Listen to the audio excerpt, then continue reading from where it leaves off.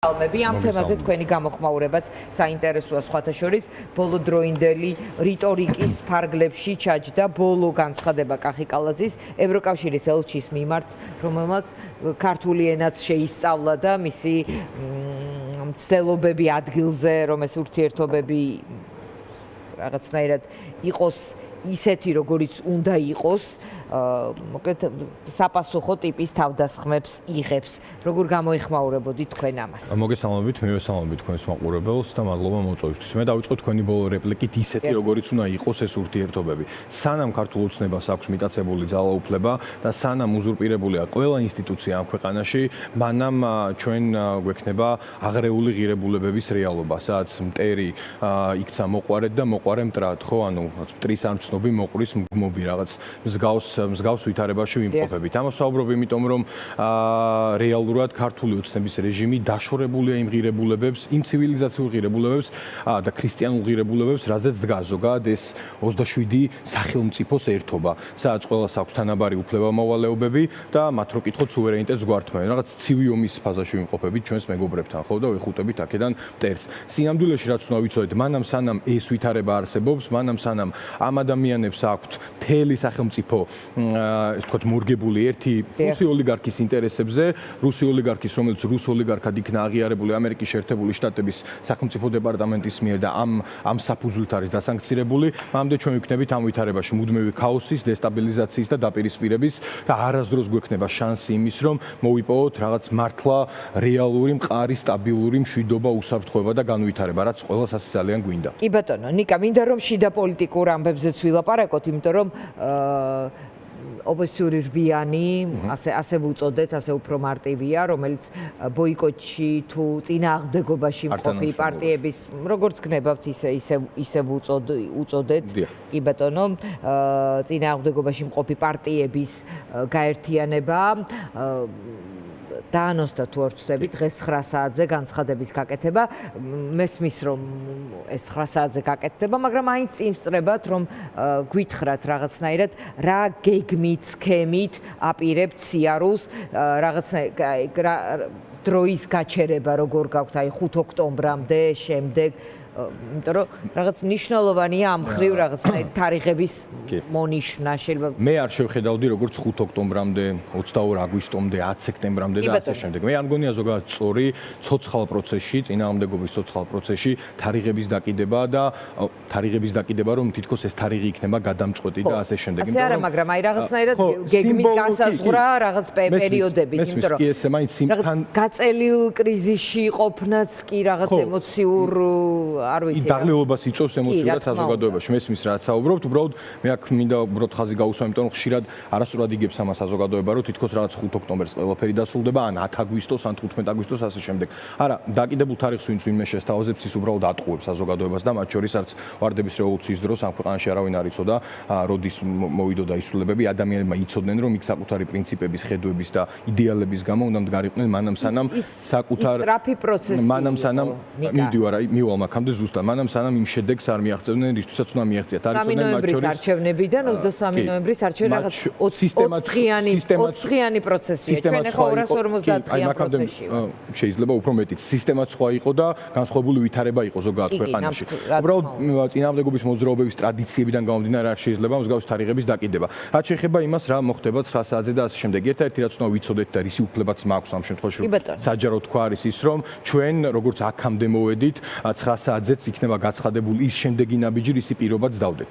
ჩვენ ვთვლით, რომ მნიშვნელოვანია სამი ძირითადი კომპონენტის არსებობა, თუ გინდათ გეგმა დავარქვათ, თუ გინდათ პრინციპები, რასაც დაეფუძნა და აი დაფუძნებით უნდა გაგრძელდეს ეს წინააღმდეგობის მოძრაობა. პირველი არის ართანამშრომლობა რეჟიმთან, იმიტომ რომ ჩვენ ვთვლით, რომ ეს იყო ის, რაც ყველაზე მეტად არ უნდოდა რეჟიმს, რომ ჩვენ გაგვეკეთებინა და ყოველთვის უნდა ამოვიდოდეთ იქიდან, რაც არ სურს რეჟიმს, რაც აყენებს მათ მდევრის. ვფიქრობთ, რომ არ უნდოდა მას თქვენი ბოიკოტში ყოფნა? კი, ვფიქრობთ ასე და ამის კონკრეტული. კი, ყველა რომ არჩევნებში ჩართულიყავით, თბილისში შეიძლება დაეკარგა და იქნებ ბოიკოტი აწყობდა ოცნებას. თბილისში, რომლის ნახევარზე მეტი 79% დაახლოებით ამბობს, რომ არ სჯერა ამ ეგრეთ წოდებული არჩევნების ერთი. ნახე, ნიკა, სხვა მოცემულობას ვამბობ. ნახე, თბილისი 2024 წლის არჩევნებითაც ახალ ველოსიპედს გაყალბების ხომ ვერ მოიფიქრებს, მან ყველა რესურსი გამოიყენა და დახარჯა 2024 წელს. ასეთი დიდი წარმოდგენაც ნუ გექნებათ, რომ ეხლა ერთ სეზონზე რაღაცა თანამ პოლიტიკური შიდა და გარე კრიზისების დროს რაღაც ახალს მოიფიქრებს. ამიტომ დავაზუსტებ კითხვას და რა თქმა უნდა გექნებათ დრო პასუხის. ამ ვითარებაშიც კი ის თბილისში დამარცხდა ოცნება, იმიტომ რომ შედეგმა ეს აჩვენა და ერთ-ერთი ყველაზე მსხვილი, ვინც იყო შედეგის თვალსაზრისით, იყო ის ჯგუფი, კოალიცია 4 ნომერი. თქვენ ლამის 100.000-მდე ხმა გქონდათ და ოცნებას 260.000. ანუ ხვდებით რა ტიპის პროპორცია?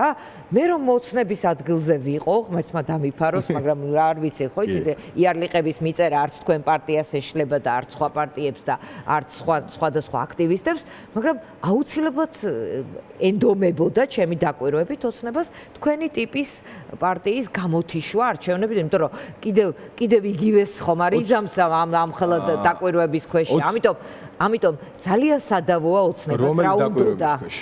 რომელი დაკვირვების ქვეშ? მე შეგახსენებთ, რომ კანონმდებლობა შეიცვალა დეკემბრის ბოლოს, 2024 წლის დეკემბრის ბოლოს და სადაც ფაქტობრივად შიდა დაკვირვების ქვეშ, თუნდაც ჩვენც რომ დავაკვირდებით ახლა. თქვენ ახსენეთ შიდა და გარე პოლიტიკური კრიზისები და დაკვირვებები. ფაქტობრივად გამორიცხულია ერთი გარე დაკვირვება, იმიტომ რომ მეუთოდირთან დაკავშირებით ნახეთ, მოიქცნენ მილოშევიჩივით, პუტინივით და ლუკაშენკოსავით. ამ სამ ადამიანს ისტორიაში, რომლებიც მონაწილეები არიან ამ შეთანხმების, რომ მეუთოდირი უნდა აკვირდებოდეს იქ მიმდინარე საარჩევნო პროცესს და საარჩევნო დღეს, მეოთხე გახდა ბიზნა ივანიშვილი. აღიარეთ სხვათა შორის ამბობს ოცნება, აღიარეთ ეუთოს დასკვნა და ხვალ 20 წუთში გავუგზავნით ოდირს მოწვევას. რომელი დასკვნები, რომელშიც საუბრობენ, რომ კრიზისი არ განიმუხტება მანამ სანამ არ იქნება ჩანიშნული, მანამ სანამ არ დაბრუნდება ნდობა საარჩევნო პროცესისადმი და ნდობა რო დაბრუნდეს, ამისთვის საჭიროა გადაიდგას ის ნაბიჯები, რომლებზეც მიუთითებს მათ შორის ეუთოდირი, იქნება ეს კანონმდებლობის გაუქმება, პოლიტიკური პატიმრების თავისუფლება, სხვა შორის მსგავსი ჩანაწერები არ არსებობდა არასდროს და ეუთოს საპარლამენტო ასამბლეამ მოითხოვა პირველად ახალი თავისუფალი და სამართლიანი არჩევნები. ანუ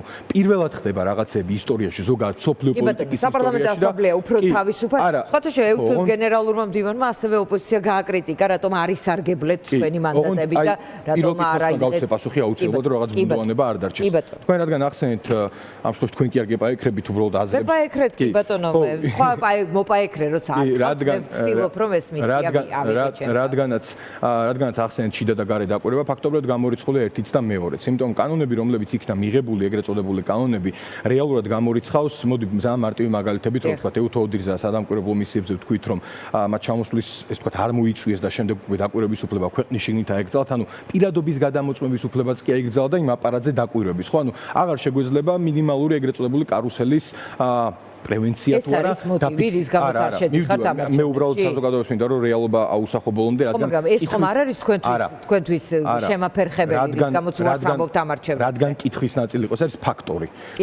ეს არის ფაქტორი. შემაფერხებელი არის ის და რა იცვლება არჩევნებით, რომელსაც არ აქვს ის სტატუსი, რომ შესაძლებელია მოხდეს ხელისუფლების გადაბარება ამ არჩევნების. მხოლოდ იმ არჩევნებში მიიღებთ მონაწილეობას, რომელიც სტატუსობრივად, ანუ თქვენი ამოცანა მხოლოდ საპარლამენტო არჩევნების წიციარულია. ან ერთად, კი, ჩვენ ეს განაცხადი გავაკეთეთ. მოცნება 4 ოქტომბერს ჩანიშნოს მეორე არჩევნები. ჩვენ ეს განაცხადი გავაკეთეთ და ამ განაცხადის ერთგულები ვრჩებით, მათ შორის ამ განაცხადს ხარი დაუჭირა ქალბატონმა სალომე ზურაბიშვილმა, რომელსაც აქვს აღიარება მთელი დასავლური სამყაროსგან. და განაცხადს დაუჭირა. სალომე ზურაბიშვილმა არცეც არ დაუჭირა მხარი. მოდი ასე ვთქვათ, რომ რას დაუჭირა, ცოტა ვერ გავიგე, მაგრამ არა, სალომე ზურაბიშვილმა დაუჭირა განაცხადს. არცეთი გზა არ მოსწო. სალომე ზურაბიშვილმა დაუჭირა განაცხადს მხარი, რომელშიც ძალიან მკაფიოდ თქვა ადგილობრივი არჩევნებთან ერთად საპარლამენტო ან მანამდე. ეს განაცხადი მე მგონი ეს გავიგე, ცოტა ადრე განცხადება.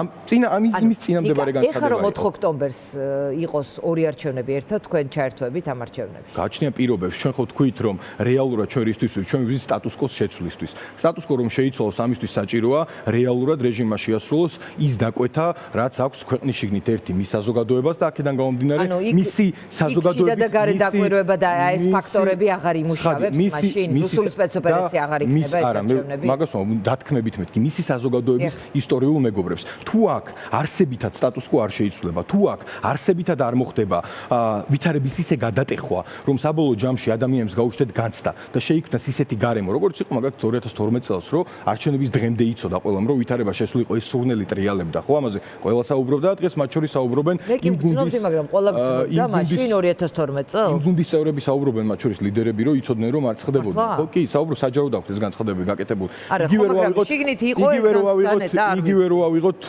იგივე რო ავიღოთ ზვიადგამსახურდია ეროვნული მოძრაობის პერიოდი, ხო?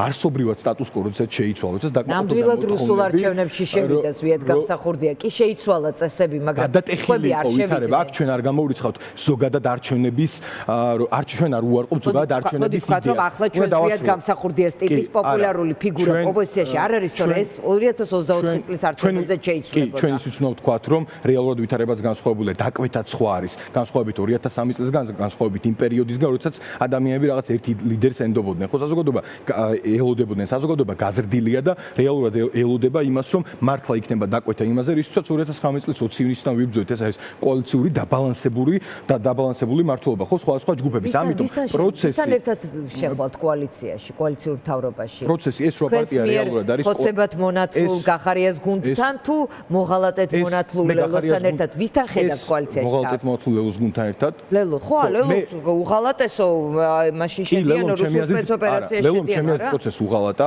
რას დავარქმევთ ამ პროცესს უღალატა, რას დავარქმევთ ამასთან? თქვენი ახლა არ მომისმენია, მაგრამ ხო ესეთი აზრია.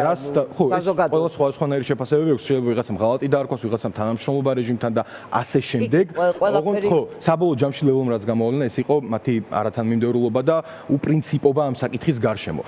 რაც შეეხება იმას, თქვენ რაც თქვით, იმას უნდა დაუბრუნდე აუცილებლად, შეხვალ თუ არა ამ არჩევნებში, აი 4 ოქტომბერს ერთად რომ იყოს, ჩვენთვის არსებითი და მნიშვნელოვანი არის ის, რომ რეალურად გაჩნდეს ამ ქვეყანაში სამართლიანობის განცდა, ადამიანებს არ ქონდით შიში იმისა, რომ არჩევნებზე როდესაც ცდილობენ დაიჭერენ გზაში, არ მოექცევიან როგორც გიორგი ახობაძეს და საბოლოო ჯამში მათი ხმა იქნება განმაპირობებელი იმის, რომ ცვლილებას მოიტანს ერთი, მეორე. ბოდიში აქვე გეტყვი. 20-24 წლამდე რთული ვითარება იყო პოლიტიკურ ლიდერებს სახლებთან ხვდებოდნენ და სცემდნენ. 20-24 წლამდე 63 პოლიტიკური პატიმარი არ ყავდა, 20-24 წლის არჩევნებამდე ჩვენ არ ქონდა 20-24 წლის არჩევნებამდე ჩემი სტუდიიდან გასულ პოლიტიკურ ლიდერებს, მაგალითად ვინც ვიცი რომ ხუთი დაცვით არ დადის, მაგალითად ცოტნე კობერიძეს თავის სახლში სანამდე შევიდო და ვურეკავდი რომ ცოცხალი ხომ მიხვედი, ვინმე ხომ არ გაგლახა, იმიტომ რომ რაღაც პასუხისმგებლობას გძნობდი ჩემ სტუდიაში, ისედაც ვიგზნობდი, მაგრამ მე ამით დავიწყე სწორედ საუბარი. ვითარება არსებითად დიდზე უნდა შეიცვალოს, იმხელა ძალა უნდა ვაჩვენოთ, რომ საბოლოო ჯამში სისტემამ ვერ გაბედოს მსგავსი კრიმინალური ნაბიჯების გადადგმა, ანუ ჩვენ არჩევნებამდე უნდა დავამარცხოთ და ეს განცდა უნდა გავაჩინოთ. ამ განცდას ვერ გავაჩენთ, თუ არ იარსებებს დაუსრულებთ, თუ არ იარსებებს ნდობა იმ პოლიტიკური ძალების მიმართ, რომლებიც ამ განაცხადს აკეთებენ. ნდობა რომ არსებობდეს, ამისთვის საჭიროა ამას საფუძვლად ედოს თანმიმდევრულობა, იმისთვის რომ ადამიანმა დაინახოს, რომ შენ სიტყვას არ გადაუხვევ და ერთგული რჩები იმ განაცხადის, რაც გააკეთებ.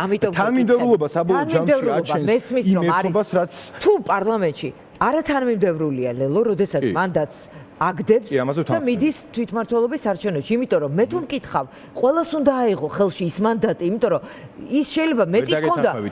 ნუ დამეთანხმები, მაგრამ აი ვიკამათო, შეიძლება მეტი ქონდა, მაგრამ ის ნამდვილად ხომ ისი იყო, მე მოქალაქემ რა დავაშავე, რომ ჩემი ხმით მინდა რომ შენ აღჭურვე. თქვენ როგორც მოქალაქემ ხმა ცვლილებას მიეცით თუ სტატუს კოს შენარჩუნებს. თქვენ ცვლილებას მიეცით ხმა. თქვენ როგორც მოქალაქეს, რომელმაც ცვლილებას მიეცით ხმა, რომელიც დარწმუნებული ხართ, რომ თქვენი ქვეყნის კონსტიტუციის 78 მუხლი აი ეხლაც ევროპარლამენტის და ევროკავშირის წარმომადგენლის პრესპიკერის განცხადების საფუძველზე მარტო ეს ორი მაგალითი რო ავიღოთ გუშინდელს და 1 წლის წინდელს და 3 წლის წინდელს შევეშოთ რომლებიც დარწმუნებული ხართ რომ მხოლოდ ამ ორი განცხადებით თქვენი კონსტიტუცია ანუ თავარი შეთანხმება თქვენსა და სახელმწიფოს შორის თქვენს როგორც ერთ მოქალაქეს შორის ირღვევა თქვენ როგორც მოქალაქე დარწმუნებული ხართ რომ ამერიკის შეერთებული შტატები ჰაერზე არ ისვრის სანქციებს რუსეთთან და FSB-სთან პირდაპირ თანამშრომლობის გამო თქვენ თვლით რომ ამ შემთხვევაში სტატუს კოს შენარჩუნება თქვენ როგორც აი ერთი დიანა ტრაპაიძე თქვენ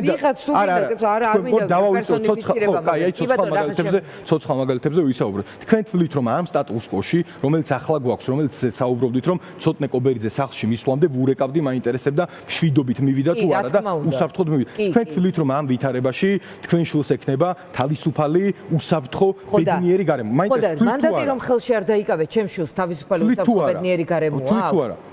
გეკითხები. მანდატი რო არ არის ხელში ამით თქვენ თვლით თუ არა ამას? მომისმინე, მე გეუბნები რომ ცვლილების მოსულე თუ არა. მანდატი რომ ხელში არ აიღე. მანდატი რომ ხელში არა გიპასუხეთ. გიპასუხეთ. მანდატი რომ ხელში არ ავიღეთ, ამით ჩვენ ერთი გაუფრთხილდით თქვენს ხმას, ამ შემთხვევაში ფიგურულად ვუცავ თქვენს ხმას, გაუფრთხილდით იმ განაცხადს, რომელიც თქვენი ხმით რომელ პარტიასაც მიეცეთ. ხო, თქვენ არ მომიწია რა თქმა უნდა, კი ბატონო. დარწმუნებული ვიყო. რომელიც თქვენ გააკეთეთ ცვლილების სასარგებლოდ, დავრჩით იმის ერთგულები, რომ ამ ქვეყანაში სტატუს კო კიდევ 4 წლით კი არ შენარჩუნდეს ეს ქაოტური დაპირისპირების ვითარება, საცულ ქაოსი დაპირისპირება, უკანონო დაკავებები, არამედ ამით დავაჩქაროთ, რომ სტატუს კო შეიცვლება? ამით ვცდილობთ, რომ დავაჩქაროთ რეალურად ის დაკვეთა, რომელიც ამით ვცდილობთ, რომ დავაჩქაროთ რეალურად ის დაკვეთა, რომელიც თქვენი ხმით ასახეთ საბოლოო ჯამში ბიულეტინზე, რომელიც წაგართვეს. მეორე რა დაჩქარდა? დაჩქარდა ის, რომ რაიცით წამართვეს თუ არა? მივდივარ, თქვენ ხო ცვლილებას მიეცით ხმა? ხო, მაგრამ პროპორცია როგორი დაჩქარდა? ცვლილებას მიეცით ხმა? ყველა საერთაშორისო ორგანიზაციამ, ვიზეც ახლაც საუბრობდით, თქვენ ეთერის დასაწყისში არა. ერთპარტიული 1%-იანი პარტიის ამომრჩეველმა შეიძლება თქვას, მე იმას რომ მივეცი ხმა და ის არ არის ხელისუფლებაში, ესე იგი მე არ ვაღიარებ. რატო შეიძლება თქვას თქვენი აზრით? რატო შეიძლება თქვას 1%-იანი პარტიის ამომრჩეველმა ამ ვითარებაში რომ შეიძლება? არა, ხო და რატო შეიძლება ქვეყანაში არ არსებობს ქვეყანაში არ არსებობს სანდოობა საარჩევნო პროცესის მიმართ. ამიტომ შეიძლება თქვას ეს, რომ ის დარწმუნებულია, რომ მისი პარტია მაინც უფრო მეც აიღებდა, იმიტომ რომ არ არსებობს თავისუფალი და სამართლიანი არჩევნების ტრადიცია ამ ქვეყანაში. ერთი. მეორე, რა დააჩქარეთ? მივდივარ. 4 ოქტომბერს თუ ორი არჩევნები იქნება, მაინც მიდიხარ. სანამ არ იქნება. კითხვას გისვამდით და არა, მაგაზე გიპასუხეთ. სანამ არ იქნება არსებითად გადატეხილი ვითარება, სანამ არ იქნება დაკმაყოფილებული. გამახსენდა რას გეკითხა. სანამ არ იქნება დაკმაყოფილებული. ლელოს არათანმიმდევრულობაზე როცა ვლაპარაკობდით, აქედან დავიწყე. მანდატი რომ დათმო და ახლა თვითმმართველობის არჩევნებში მიდის და მანდატი რომ დათმო და არჩევნებს აზრი არ თქვა, არა აქვს და ასე შემდეგ. არჩევნების იდეა მოსპო. კი და ეხლა არჩევნებზე მიდის, ეს არის რაღაც ტეხილი თუ დარღვეული თუ ზიგზაგო, არ ვიცი. თქვენ რომ მივდივარ სწორად. თქვენ ეხლა კი მიდიხართ სწორად, მაგრამ 4 ოქტომბერს მეთქი რომ ორი არჩევნები ერთად იყოს და იმ არჩევნებში წახვიდეთ, თქვენ იქ იქნებით, თქვენი ხაზი იქ არ დაირღვევა? არა, გიპასუხეთ და კიდევ ერთხელ გავიმეორებ.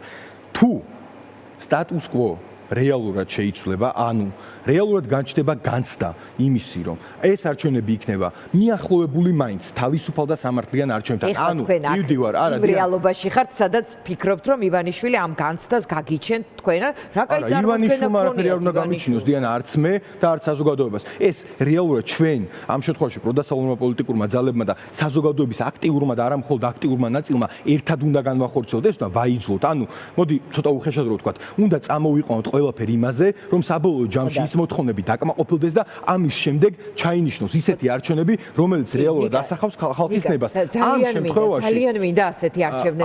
ძალიან მინდა რომ ის მოწყვა ასეთი გარემო შეიქმნას. ამ შემთხვევაში გავალთ 250 თემპო არ მოგცათ ეს. ეს 250 დღე მაძლევს ამის თქმის საშუალებას და იმედს. მაძლევს ის ამის თქმის საშუალებას და იმედს, რომ პირველი ქართველი ხალხი, რაც ყველაზე მნიშვნელოვანია, ვერ გატეხეს მიუხედავად იმისა, რომ გიორგი ახობაძეს 15 წლიდან 20 წლამდე უვადო პატიმრობა ემუქრება. მაძლევს ამის თქმის საშუალებას ის, რომ არც ერთი პოლიტიკური ლიდერი და არ აქვს მნიშვნელობა ამ შემთხვევაში რომელი გზით მიდის. რომელი გზით წავ. არც ერთი პოლიტიკური ლიდერი არ გატყდა და ყაველაშვილის გადმოგდებულ შემოთავაზებაზე, რომელიც რეალურად არის მათ შორის განსახიერება უპირველეს ყოვლისა სისუსტის და იმის, რომ ლეგიტიმაციის მიღება მათთვის მნიშვნელოვანია, არა მხოლოდ მათთვის, ზოგადად ესეთი რეჟიმებისთვის მნიშვნელოვანია შექმნა ნორმალურობის განცდა. მაძლევს ამის თქმის საშუალებას ის, რომ საბოლოო ჯამში ქვეყნის შიგნით და გარეთ ყველა თანხმდება იმაზე, რომ მათ შორის დღევანდელი განცხადებები ამას ადასტურებს, რომ ქართული ოცნება არის ავტორიტარული ხელისუფლება, რეჟიმი, მას ხელი არავინ არ უნდა ჩამოართოს და იმის თქმის საშუალებას, რომ 20 იანვარმა ჩაიარა რამდენიმე თვე გავიდა და სანქციების პოლიტიკა არც გაჩერებულა, არც გაჩერებულ ვიღაცები პუტინსაც არ თმევენ ხელს ეს ზურგზეც უთათუნებენ და ხო გონდა ასე უბრებიან არ ვიცით ვიღაცები პუტინსაც არ თმევენ ხელს და ეს ჩვეულებრივი დიპლომატია ამისთვისაა შექმნილი, რომ ტრეიფსებს ესაუბრონ, თორე მეგობრები ბევრი ძალიან ისეთი ჩარჩოს გარეშე ცილაპარაკებდნენ, არ არის პრობლემა მაგის. ზელენსკი ამბობს პუტინსთან მზაობა აქვს შეხვედრის და ამ შეხვედრაზე მიდის ლაპარაკი და უკრაინული დელეგაცია, რუსულ დელეგაციას ხვდება და მეც მინდა რომ ქვეყნის შიგნით რაღაც როგორც მოქალაქეს, რომ რაღაცნაირი გარემო შეიქმნას ისეთი, რომ სხვაგვარი პოლიტიკური კლიმატი იყოს. ეგ არის მათ შორის ერთ-ერთი ეს ვთქვათ სცენარი, რომელიც შეიძლება განვითარდეს. ჩვენ ივანიშვილის რეჟიმი უნდა მივიყვანოთ და მივიყვანთ, მე დარწმუნებული ვარ იმ განაცხადით და ნაბიჯებით, რომელსაც იხილავთ უახლოეს დღეებში და დღევანდელ დღევანდელი ბრიფინგი, რომელიც ახსენეთ თქვენ, კი ბატონო, დავალოდები აუცილებლად მათ შორის ამის განაცხადი იქნება, უნდა მივიყვანოთ იმ დონემდე, რომ საბოლოო ჯამში მას მოუწიოს ლაპარაკი. მას მოუწიოს ლაპარაკი იმაზე, რომ ლაპარაკს ხედავთ პირისპირ თუ ხედავთ ჩართულობას. ამ ფორმებს და ეს თქვათ, ვინ იქნება ამ ლაპარაკის მონაწილე და ამაზია, როცა ქვეყნის შიგნით პოლიტიკური ძალები და მხარეები ჩართულობის გარეშე ლაპარაკობენ. ამას დიდი მნიშვნელობა, ესეც გამოწვეულია ივანიშვილის რეჟიმიდან გამომდინარე 2021 წელს შეგახსენებთ, ხო, ანუ ყოველთვის რაღაც ტყვეების აყვანის მოდუსშია ის და შემდეგ ამ ტყვეებით ვაჭრობს. ახლა არ გამოსდის ეს, იმიტომ რომ საზოგადოებამ რეალურად დაინახა, რომ რეალურად ტერორისტებთან არ უნდა ივაჭროს, საბოლოო ჯამში უარეს ტერორს მიიღებ, დავასრულებ. რეალურად ესეც თქვენ რა სცენარით აღწერეთ, რომ დავავიწროთ ჩვენს შიდა პოლიტიკაზე, ესეც მათ შორის ერთადერთი გზა არის, ისე უნდა დავასუსტოთ, რომ ძლიერის პოზიციიდან საბოლოო ჯამში ჩვენ ვისაუბროთ. ამ ძალას ხედავთ თქვენ. ხედავ ამ ძალას, კიდევ ერთხელ გავიმეორებ, კი, ხედავ საზოგადოებისა და იმ პოლიტიკური ძალების ერთობაში, პროდასავლური პოლიტიკური ძალების ერთობაში, რომლებმაც აირჩიეს ის გზა, რომელმაც აქამდე მოიტანა წარმატება და მათ შორის ის ადამიანები, რომლებმაც ეს ვთქვათ, ამ გზიდან გადაუხვიეს და არ დარჩნენ ერთგულები, არ თანამშრომლობის, ამ ყველაფერს ბრიფინგზე ატარებდნენ. მე არ ვდგარო არ იმ ბრიფინგებზე იმ ინტენსივობით განსაკუთრებით, როგორც ისინი, ხო, ანუ ამბობდნენ, რომ არ თანამშრომლობამ და რეჟიმთან ხელის არ ჩამორთმევამ საბოლოო ჯამში მოიტანა წარმატება. არჩევნებში შესვლა. ნახე 2024 წელს არჩევნებში რო წახვედით, ეს სხვათა შორის საინტერესო თემაა, ამაზე მიდისკუსიის, თქვათ, დისკუსია მქონია ექსპერტებისგან, ეგრო 2024 წელსაც რუსული რეჟიმი. მართლა არა, იმიტომ რომ მე მართლა ჩემს გარშემო დამისვამს ეს კითხვა, რომ 2024 წლის არჩევნებში შესვლა, ან არ ვიცი, 2012 წელს ივანიშვილი სააკაშვილთან ითანამშრომლა არჩევნებში რო შევიდა, ან თქვენ ივანიშვილთან ითანამშრომლეთ არჩევნებში რომ შეხვედით? ხო, 2024 წლის 26 ოქტომბრამდე არსებული სტატუს-კვო და 2024 წლის 28 ნოემბრის შემდეგ არსებული სტატუს-კვო კობახიძის იმ მოვალეობრივი განცხადების შემდეგ არსებითა და შინაარსობრივად განსხვავებულია. 28 ნოემბრის შემდეგ ჩემთვის ამ ქვეყანაში ყველაფერი არაკონსტიტუციურია და გასულია კონსტიტუციის ჩარჩოების მიღმა და რაც შეეხება იმას ვითანამშრომლე თუ არა, 2024 წლის შემდეგ მოხდა ის ყველაფერი, რაც მოხდა, რომ ყველამ გარედან და შიგნიდან მოაქცია მორალურ და საერთაშორისო იზოლაციაში. ორი არჩევნები ერთად თუ იქნა, ან სადღაც მალევე თუ იქნა ახალი ვადამდელი არჩევნები, თქვენ წახვათ იმ არჩევნებში. სტატუს კოს არსებითი გადატეხვის შემდეგ, როდესაც გვექნება ჩვენ ისეთი ვითარება, რომ სტატუს კოს გადატეხვა რას ნიშნავს? ივანიშვილი ჩემოდანს ჩაალაგეთ წავა და ივანიშვილი მოდის იმ დათმობებზე, რომ აქ არჩევნები ტარდება, სუსტად ისეთი დათქმებით, რომ მინიმუმ განცდა გაჩნდეს იმის, რომ ამ ქვეყანაში მინიმუმ გვაქვს ისეთი გარემო, რომ არის სუბიექტური ცნება განცდა საზოგადოებრივი განცდა უნდა გაჩნდეს იმის, რომ ამ ქვეყანაში არის შანსი, მე ხმა მივცე და ეს ხმა არ დაიკარგოს. ძალიან დიდი მადლობა. ძალიან დიდი მადლობა, საინტერესო იყო ჩემთვის შენთან დისკუსია.